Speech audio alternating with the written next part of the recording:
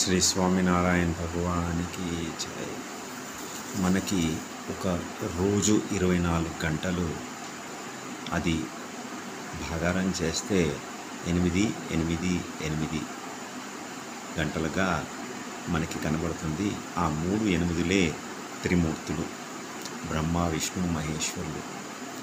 బ్రహ్మదేవుడు ఆధిపత్యము మధ్యరాత్రి 12 నుంచి ఉదయం 8 గంటల వరకు ఉంటుంది.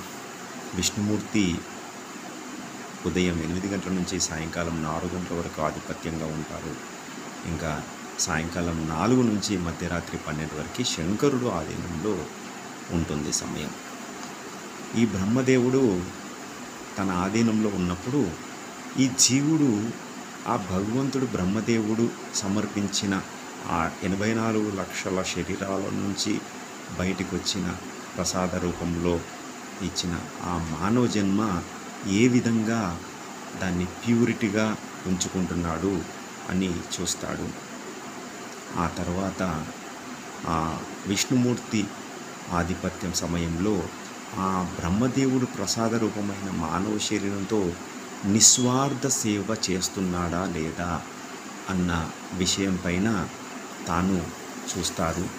ఆ తర్వాత కాలమైన శంకరుడి ఆధీనంలో ఉన్న సమయంలో ఆ బ్రహ్మదేవుడు ప్రసాదించిన మానవ శరీరం ద్వారా ఆ విష్ణుమూర్తి ఆధీనం సమయంలో తాను చేసిన నిస్వార్థ సేవకి ప్రతిరూపంగా తాను శంకరుడి ఆధీన సమయంలో సంపాదించినదంతా కూడా త్యాగం చేస్తాడా లేదా తన దగ్గర మూట కట్టుకొని కూర్చుంటాడా అని శంకరుడు చూస్తాడు.